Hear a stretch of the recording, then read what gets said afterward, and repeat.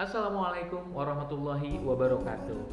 Di Ramadan kali ini, mustahil rasanya kalau teman-teman tidak menggunakan sosmed atau media sosial di genggaman gadget atau handphonenya. Ratusan juta orang di dunia kini sudah memiliki yang namanya sosial media, baik itu berupa Line, Facebook, Instagram, dan berbagai media sosial yang lain. Menurut teman-teman, apa sih tujuannya sosial media itu dibuat? Atau apakah teman-teman merasakan manfaat ketika teman-teman menggunakan sosial media yang teman-teman miliki saat ini? Oleh karenanya teman-teman, kita harus pahami terlebih dahulu, sebenarnya apa sih tujuan dibuatnya media sosial? Atau apa sih fungsinya sosial media buat kita semua? Nah, simak penjelasannya sebagai berikut. Yang pertama, media sosial berfungsi sebagai menciptakan komunikasi atau menjalin komunikasi antara satu orang dengan orang yang lain atau sekelompok orang dengan sekelompok yang lain. Berapa banyak di antara teman-teman yang sudah menggunakannya? Misalnya, dulu Kak Syarif punya teman SD. Nah, ketika beberapa tahun lamanya sampai dengan pada saat kuliah, kami tidak ada kontaknya mereka. Namun, beberapa belakangan tahun ini tiba-tiba muncul saran rekomendasi teman SD dan akhirnya bertemulah dengan teman SD kita yang dulu. Inilah yang disebut sebagai komunikasi yang saling terhubung, yang sebelumnya mungkin tidak tahu atau hilang kontak atau jarang sekali kontak. Dalam hal menjalin komunikasi, ini sangat bermanfaat juga buat teman-teman yang ingin memiliki cita-cita tertentu. Teman-teman bisa cari di media sosial siapa nih akun-akun yang pernah kuliah di jurusan ahli kimia atau yang sekarang sudah menjadi ahli kimia.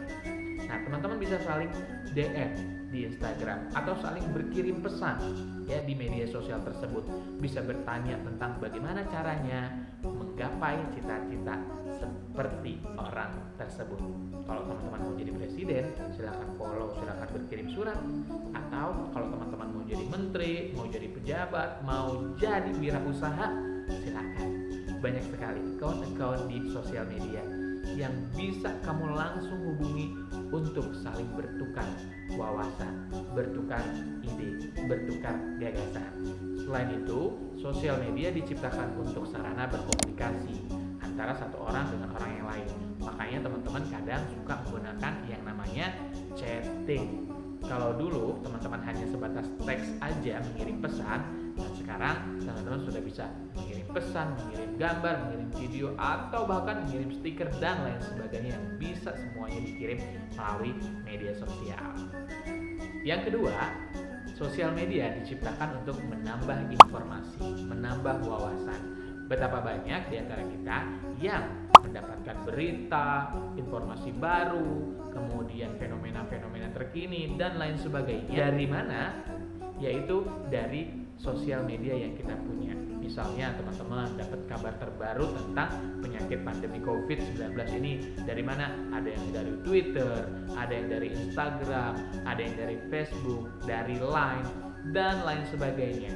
Semua wawasan, semua informasi ada di media sosial kita. Itulah tujuan sosial media, untuk menambah wawasan kita semua. Namun, teman-teman juga harus pandai memilih mana informasi yang akurat, yang benar, dan yang bermanfaat buat teman-teman semua. Jangan sampai kita salah mendapatkan informasi yang kita dapatkan di media sosial. Yang ketiga, fungsi dari sosial media adalah untuk membuat grup atau komunitas.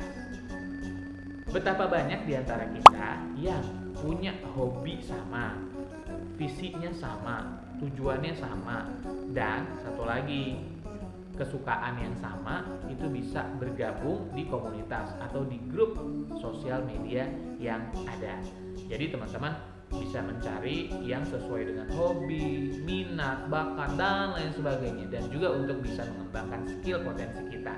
Jadi teman-teman bisa bergabung di grup-grup yang bisa meningkatkan skill kompetensi yang teman-teman bisa asah. Jadi berdasarkan survei yang saya pernah adakan, ada 150 anak SMP dan SMA yang memiliki sosial media. Mereka menyatakan bahwa fungsi sosial media yang mereka miliki. Pertama, yang paling tinggi adalah untuk media komunikasi. Alhamdulillah. Namun yang kedua, yang paling tinggi pertama tujuan media sosial menurut mereka adalah untuk hiburan semata. Nah, sebenarnya ini yang menjadi perhatian kita semua. Bukan berarti nggak boleh hiburan di media sosial, tapi ada batas-batas, ada waktu-waktunya. Jangan sampai teman-teman gunakan media sosial untuk niat sebagai hiburan. Yang paling dianjurkan adalah harus sesuai dengan fungsi diciptakan atau dibuatnya sosial media. Dan alhamdulillah 3 hasil survei yang lain menunjukkan bahwa fungsi media sosial yang teman-teman gunakan adalah sebagai menambah wawasan, kemudian sebagai sarana belajar, dan sebagai sarana tambah pertemanan. Nah, inilah fungsi sosial media yang dibuat untuk kita semua. Lalu, untuk apa sosial media yang kamu buat saat ini? Semoga digunakan untuk hal-hal yang bermanfaat dan bernilai positif buat diri kamu. Wabillahi taufiq wal hidayah. Wassalamualaikum warahmatullahi wabarakatuh.